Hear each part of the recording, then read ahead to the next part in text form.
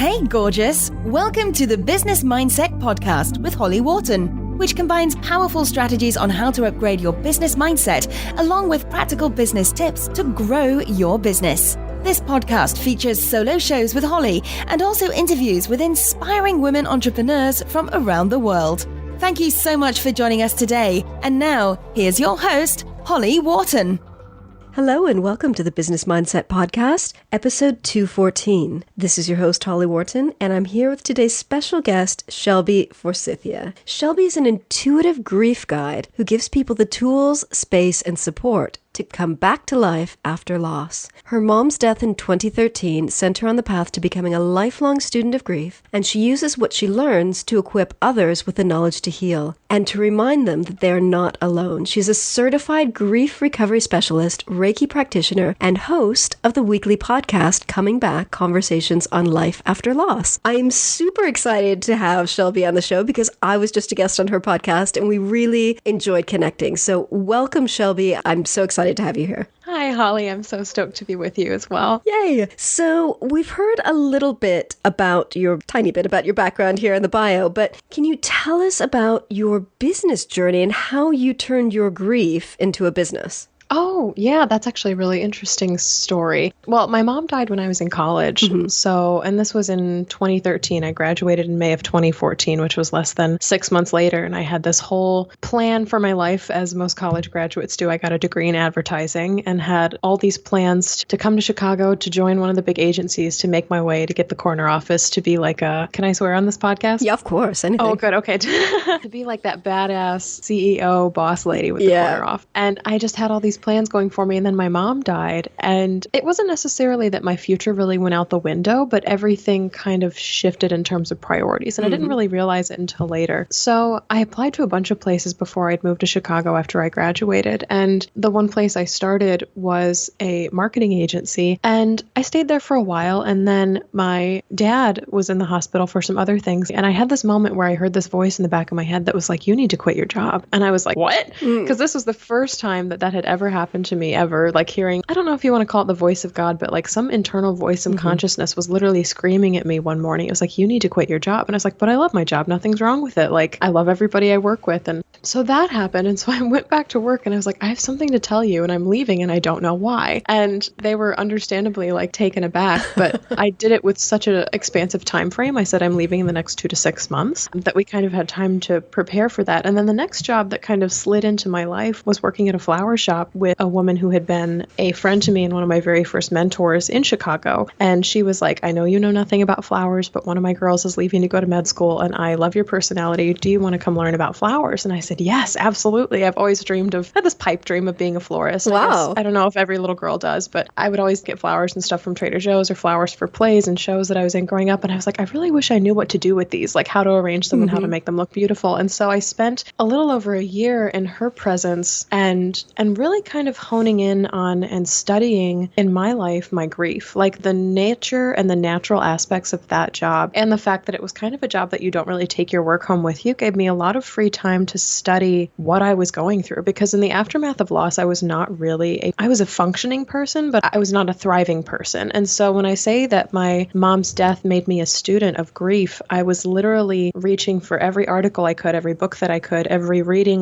I have an aunt who's an intuitive out in California, every reading that I could with her, like energy work, like Reiki, like yoga, I was reaching for anything that would give me some kind of grounding and like, what the hell is this that I'm going through? And so I was doing a lot of studying and I was doing so much studying that I started writing about it. I was like, this is what I'm learning. This is what I'm feeling. And people kind of started latching onto it. And this was while I was at the flower shop as well. And me and this owner would have conversations like esoteric Eckhart Tolle and Wayne Dyer and all of these spiritual teachers and about the spiritual nature of grief. And as I started working there, I got this urge to do something else, to do something with myself and with my message. I'm like, I need to get this to a larger audience of people. So I was on the train one day and I was reading another book about grief. And I heard that same voice again that had come before that said, you need to quit your job. And I was reading this book and I was just looking down and I was like, I don't know what my future looks like. I don't know what I'm going to do. And the voice was just like, well, why don't you do this? And it was just this little, like, tiny, quiet voice. And I'm like, I have that option? Like, I didn't even know that going into business for myself and about grief, something that was literally literally consuming my life with its importance, not necessarily its despair, but with its importance, could turn into a business for me. And so I went back to the flower shop. I told my boss, I said, I'm going to start my own business about grief and loss. I don't know what it's going to look like, but I'm going to write a book. I'm going to be a speaker. I'm going to do something with it, because what I'm learning and my personal experience is not just helping me, but it's turning out it's helping other people. So the first thing I did was get certified in the grief recovery method, which you mentioned in my bio. And ironically, the day that voice came to me was the last day to do early bird registration to be a specialist. And so I literally, that was the day, like the only day you could say, like the last day, pardon me, that you could save, like, I think it was $1,000 or $1,500 on the registration. And then the next day it went up pretty high. And so I took that trip at the end of that summer, which was about 2 months later. And also ironically, it was held in the city in Illinois where both of my parents were married. So there was a connection to my mom there as well, which was really cool. Wow. And the process of working through this grief and getting this information on grief with this room full of other people just so inspired me that everybody needs to experience this at some point. And I came home. I was like, this is what I'm going to do. I took a business course through one of my favorite coaches I actually interviewed on my show. Her name is Stephanie Zamora, and she has a program called Your Passion-Based Business. And it's a 12-week plan for totally slating out your entire entrepreneurial journey. And I had worked through it once before and then didn't like what I'd created. And so I kind of tabled it for later. And then I manifested this and I was like, this is really what I want to do. And I finally got into the logistical aspects of filing for a business license and opening a bank account and what have you. And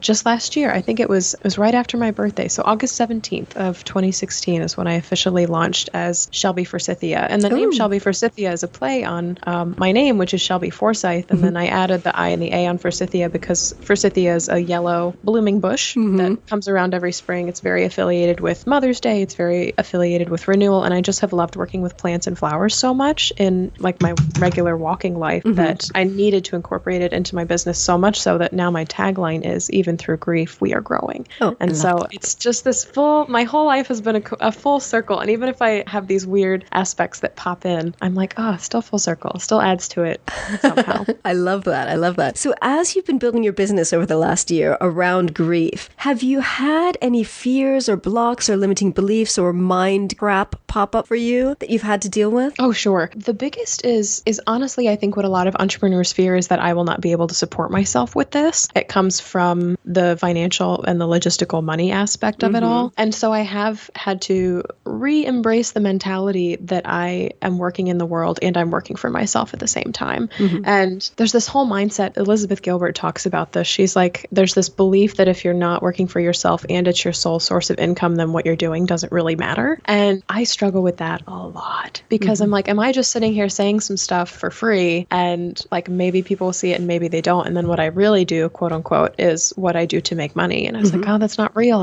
It's definitely the other way around, where what I'm saying and what I'm speaking and what I'm talking about in my quote unquote free time. And my free time is actually my work. And then what I do for a living is just what I do for a living. Yeah, and it supports you. It supports you and it supports your business. Right. And it is a net for my business. So I have to literally, it's almost a daily, I don't want to use the word battle, but it's almost a daily practice to reframe that for myself in my brain, because literally this is how I spend my quote unquote free time. But I absolutely adore it. Like I can't tear myself away from it. It is another job, but it's not even a job. It's a vocation. It's a calling. Like I have to do this or I will go crazy.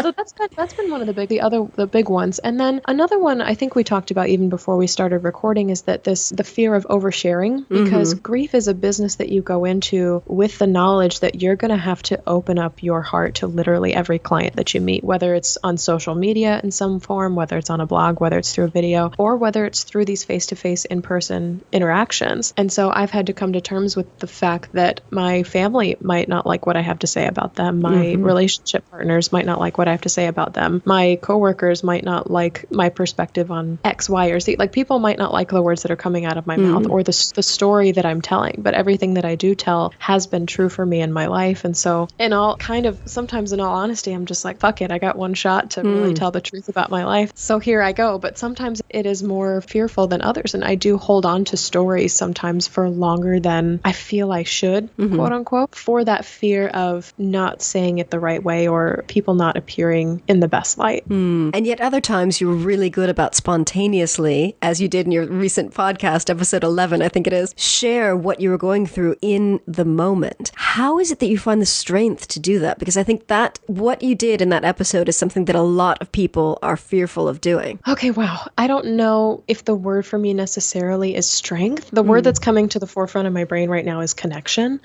And I just felt what had happened in my life was I was experiencing an immense overwhelm of heartbreak. And I was like, in the midst of heartbreak, I find through my work that the main thing that people want and what I want for myself is to be seen. The first thing I was thinking after this happened was like, I don't have the focus to put a podcast together this week. I don't have the energy to do a podcast this week. I don't even have the wherewithal to like sit in front of a computer and edit this interview that I did, which is usually kind of a quote unquote easy process to like sit there and delete and things together. And I was like, I don't even have the strength to do that. I was looking at myself. I'm like, how can I possibly pull myself out of this? And then it turned to, and actually my roommate helped rephrase this for me. She's like, what's the minimum you could do? What's the worst that could happen even if you don't release something? I'm like, no, I'm going to release something. And so at the end of this crying spell, this period in the morning, I just turned on my mic and it actually ended up, this is the very first time I've gone off script, off book, off plan for what my podcast was supposed to be. And it felt like I was doing what I do when I transmit Reiki. It's like what I do when I'm sitting in the room with a client and I'm literally listening to and making space for their story. I literally felt like I was channeling. Like I said all of those words and then I didn't remember what I said.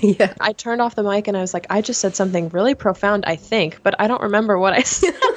And I went back and I listened to it because I did do a little bit of like reverb editing to broadcast, and I had to upload it, of course, to the various channels that it's broadcast on. And I was like, this is what I feel like in the midst of my heartbreak. Like, holy crap. Like, this is awesome. Like, and I'm not trying to toot my own horn or anything here, but I was like, if this is the truth that's coming out of me right now, I'm like, there's absolutely no reason why I shouldn't share this. And yeah, I was sniffing my nose a lot and I was crying and I was coming off of like, my heart was totally broken, like just totally in half. There were no pieces like dangling anywhere in the middle. It was just like totally severed. But I don't necessarily know where the strength comes from. It's more of a need to connect, and it's more of an inspiration that if I'm going to walk the walk, if I'm going to talk the talk, if I'm going to have a podcast about grief, I have to let people see me cry.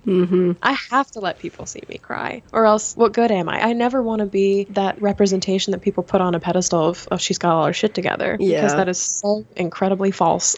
I never want to lead people down that road. And because of my degree in advertising and marketing and stuff, I present very polished online and things like that, like minimal typos. But in this reality of hearing my voice and hearing my experience, I want people to know that this grief just looks like this sometimes. It just totally flattens the crap out of you. And that was unfiltered grief. It was unfiltered.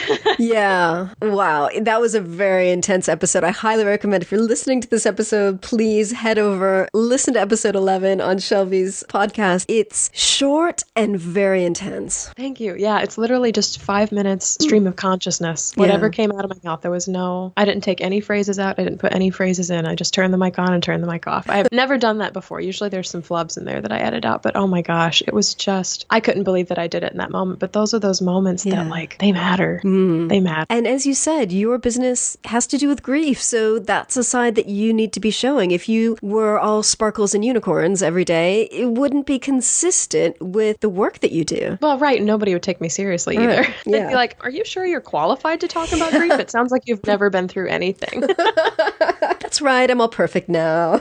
Yes. There was, one other, I'll bring my roommate in one more time. She looked at me after I had stopped crying. This happened, I think, like Monday of this week. And this was right after I recorded the podcast. And she's like, you know who you look like? And she's like, maybe this isn't the right time to say it, but you look like that angry mascara dripping matchmaker from Mulan.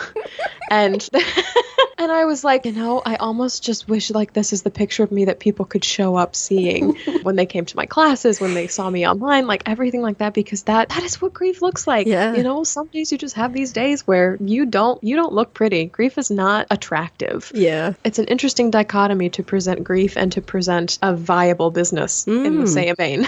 And I think this is a good segue into the topic of today, which is how to move forward from grief in business. And I think this is something that is so important to talk about because so few people are talking about this. Business is not a straight shot to success. It's got ups and downs. You make good decisions, you make bad decisions, you split with partners, you split with business partners, you split with clients. There's failure, there's all kinds of good stuff and difficult stuff. But a lot of times we don't talk about the difficult stuff that helps us to get to where we are today. And there are so many kind of low points in business before we bounce back up again. So, Shelby, what would you say are your top tips or suggestions on how entrepreneurs can move forward from those deep, dark moments of grief in business that no one's talking about, so it's really hard to share? First of all, I absolutely love this because I think it brings so much humanity to the practice of business. We see business as cold, kind of transactional entity in our world, but because we create businesses out of ourselves, they literally are pieces of ourselves. And so as we build businesses, especially as we build them for ourselves, they include all of our strengths, but they also include all of our weaknesses. So anytime that we experience grief in a business, whether it's a failed relationship with a client, or we lose a lot of money, or something becomes unstable, or like we lose all the backups for our file, things like that, it doesn't just affect our business, but the decisions that we've made and the person that we are who made those decisions that leads up to it. So there's like this personal element of your business losing pieces of you, taking pieces of you as you lose things through business. There's a video I did. This is one of the things I wrote down for this show, and it was for one of my episodes on self-love. And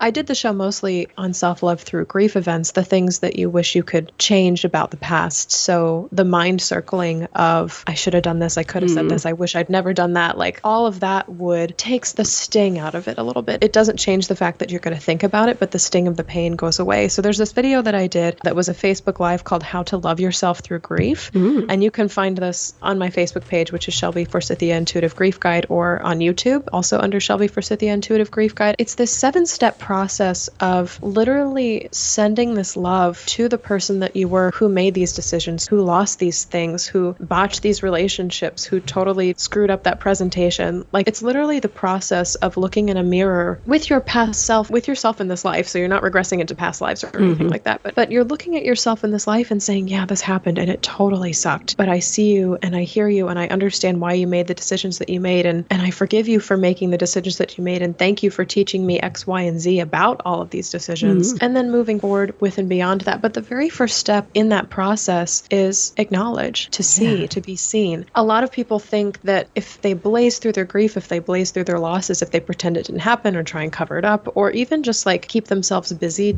despite it, that somehow it will fade into the distance or it will go away. But what happens if it never gets seen is it will keep cropping up for you, whether that's in new situations or if it will just continue to be the last thing that you think about before you fall asleep at night. Yeah. And I think it can be negative, difficult, challenging, painful business happenings can be so painful that often we try to sweep it under the rug or think, oh, I've got to move on from that now. And we don't give it the time and the space to actually experience that grief. Like grief and business are not two words that I've probably seen in a sentence before we started talking about having this conversation, because people just don't give it the space that it deserves in business. It's like you've got to pick yourself up now, and you don't. Yeah, and people think that grief is limited to, well, most people think that grief is limited to death, but I do in my work and my studies that grief is a host of, I think there's like 40, 45 events now that are considered grief events, everything from death, divorce, major diagnosis, like a major move, business loss, career change, birth of a child, death of a child, like birth of a pet, death of a pet, like all these things that we don't consider that are losses. But any time that your norm or like regular pattern of behavior is ending or has drastically shifted, that's a grief event. Something is happening there where you're mourning something that no longer is, and you have to embrace or deal with, kind of, accept is not the word I want to use, but you have to maneuver your way around what a new normal is for you, no matter what the shift is that's happening in your life. So anytime there's a colossal shift, even if it's a really good one, even if you get promoted or you pass a milestone or what have you, you can never go back to what was before. I will never be a small business sitting in the dark, so now everything I do really matters. Or I just made this amount of money, so I have to pay a lot more in taxes, which is like a different kind of grief. But it's every time a shift happens. That is such a completely different definition of grief that I think 99% of the people have. And I think that's so important to recognize that any kind of major life shift involves some amount of grief. grief, because even if you're not recognizing it because you're so focused on celebrating the new good stuff, there is kind of a death of the old way of being. Yes. Yeah. And there's a knowledge that you can never go back to it. I think that's also really key, because a lot of times people are like, oh, but I could go back there if I wanted to. I could go back to that, but it will never be in the same incarnation as it was the first time. There will always be things that are just a little bit different about it.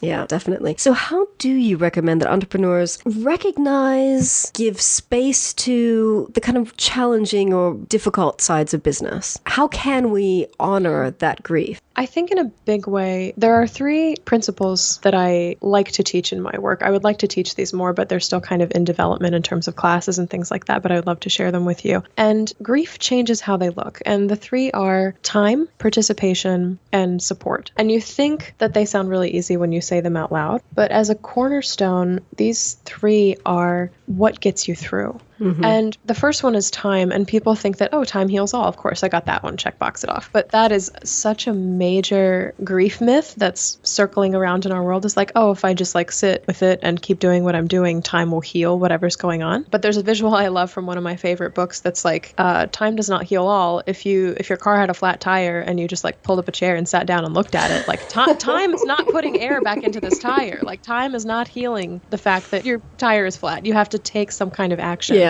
in that time, within the span of time, to work on your grief, to heal the problem, to fix the problem. And the thing about time also is that it's a space making, to make time for bad things, quote unquote bad, negative, challenging things to happen. People are often blindsided by losses. And if we could factor in the fact that loss, change is going to happen, this is more than just creating a safety net. This is actually creating mental space for setbacks. I love how that sounds. I'm going to say that again, creating mental space for setbacks. Because of course, when we plan our businesses, we expect everything to go smoothly. Of course, when we start reaching out to those first clients, we're like, everything's going to go XYZ. They're going to have these questions and I'm going to have these answers. And that's not always how it flows. You get dealt difficult clients, your bank changes, like you lose all of your data, like all of these things happen that we don't expect. And so coming into entrepreneurship and coming into business ownership with the idea and with the mentality that like maybe even like 80-20, 60-40, like part everything goes the way exactly how I want it to, and then part it doesn't, even just creates that time and space for you to acknowledge that this is going to happen, because acknowledging is one of the biggest things. And also within the realm of time, there is creating time to quote unquote deal with it. And this is kind of where participation comes in, because with participation and time working together, we have to participate in our own acknowledgement, our own healing of these griefs. We cannot be a bystander to our businesses, especially when they experience loss. In this way, I like to visualize like my business as a separate entity from myself, because for as much as I'm tied to my business, it is also an extension of me. So it's a separate thing that exists out in the universe somewhere. And to leave our businesses or to ignore our businesses when they are in times of crisis is like abandoning another version of ourselves in a way. It's like abandoning a friend or telling a coworker, oh, that's too hard. I don't really want to look at you right now. And that's not fair. That's actually really rude. To express that energy to our businesses that this is too hard, I'm not look at it, or we're going to barrel through and breeze right by, is to ignore the pain that's coming up and to ignore what's difficult. And if you ignore pain and ignore difficulty for long enough, it manifests in other ways where you feel like you can't get past this ceiling in your life, or like there's blocks in your business or with clients that you can't work through, or you have these fears that things that happened in the past in your business are going to happen again. I'm going to get stolen from. This client that comes in is always going to be really difficult. I'm not allowed to set boundaries. Like you start telling yourself these new stories because this loss happened to you, because you didn't address it, that are going to hinder how your business operates in the future. Those blocks that you asked me about earlier, those are all from loss events, either in my life before I even started a business that I carried into the business with me, or because of things that happened initially in the first couple months or weeks of my business. So participation in the active uncovering and recovering of those stories that you're telling yourself about the losses that have happened in your business is vital. And that leads me to the third leg of all of this, which is support. And I find that support is best done in communities. So whether this is through something that you create, Holly, in your work, whether you have a community of female business owners that are all together and sharing their stories, or if you find just like a one-on-one mentor or somebody who really tells the stories of their failures. So it's really tempting, especially when you're building your business, to draw yourself and align yourself to these business owners that have everything together and are really shiny and their websites look great and they have all the packages for awesome price points that you're like, I'm going to do that one day. And these huge client lists, and they're like, how to build 10,000 blah, blah, blah in your first 2 weeks and things like that. And those are really inspiring and they have their purpose. But then there's also these business coaches who are like, all of that and I was broke for 3 years, or all of that and my dad died during this, so my business fell apart, or XYZ. Like, to find these people who have the successes and are also super vulnerable with those stories has been such a great support for me in my own business. Even names as big as like Marie Forleo, who tells stories of failure and setback in her own life on her YouTube channel, has just been monumental for me, because I'm like, I see her, it takes people off the pedestal and puts them across the room from you. It puts them sitting across from you, like I see you too, so you see me too, and we're kind of supporting each other through this life, because if a business looks perfect on the outside, it's not. It's just not. It's not trustworthy. It's not authentic, and it's not real. And I think part of that support too is that community helping you reframe that what is ultimately best for your business is to be real with it. It's not to treat it like it has to be this perfect money-making, client-finding machine all the time. It's a living, breathing organism just like you are, and is going to have points in time where it is literally soaring. It won't touch the ground because it is just so awesome and fantastic. And there are some times when it will just crash and burn. And we do that too. And there are whole communities out there of supportive business owners who are like, I'm struggling right now. What can I do? What should I do? What did you do? And just gleaning that wisdom from other people is a really big help in that. So time, participation, and support are what I have for you. And I think that is an excellent trifecta of elements to help get us through these stages of grief in business. And I think it's so important to, as you said, time and space, give it the time and space that it needs. And I think sometimes it can be so frustrating when we're in those kind of down, those dips in the business cycle. Why would you want to give it time and space? It's not fun. Yeah, you just want it to go over with. Like, okay, so I'm in the dip. When is the peak coming back? Like, when am I getting out of this? And you don't know. Like, there's no time limit. No, you can't say, oh, well, by next Tuesday at 4:00, that you'll be fine. You'll be coming up out of this. Like, you don't know. So you really have to just trust the process and trust that you're going through this kind of dip and that you're going to be coming back out of it. And honestly, that sucks. Like, that experience sucks of trusting in the process. And there's no way to sugarcoat that. There's just not. But the best part of that is that when it happens once and you come out of it, you live to see another peak. And then the next time happens and it might be darker or deeper. You're like, okay, well, I did this once. Maybe I can do it again. And there's this muscle of resilience and faith that gets built in all of this that's a little ridiculous. So like by the time your business is maybe like 5-10 years into this mentality of like, losses happen, I come back. Losses happen, I come back. That whole thing. Your muscle's really strong. And then when things happen, you're like, okay, this sucks, but we're going to freaking do it. And yeah, there's just this muscle that gets strengthened. And there's almost an invincibility in that, because even then it's like even setbacks can't set you back. I don't know a better way to phrase it than that, but even the setbacks that do come, you're like, okay, we've done something similar to this before. Here's what we can start with at least. And you come in with that knowledge. I love that. Thank you so much. So where can people find you online? Oh, let's see. The best place that's kind of a central hub for all of my information is shelbyforsythia.com. And there you can find tabs at the top to the podcast, to online courses I've created. I'm adding a new tab soon where you can find me live if you're in the city of Chicago. I do one-on-one classes in Chicago. There's also links up there to a blog that I update about twice a month. There's YouTube videos, which are totally free. You can find that YouTube video, How to Love Yourself Through Grief. Over there, you can find me on Facebook, which is my preferred method of communication, as well as Instagram. And I actually have a private Facebook group called the Grief Growers Garden, which is like, it's a supportive community for anybody going through loss or anybody looking to support others going through loss. And it's not so much a community to vent about,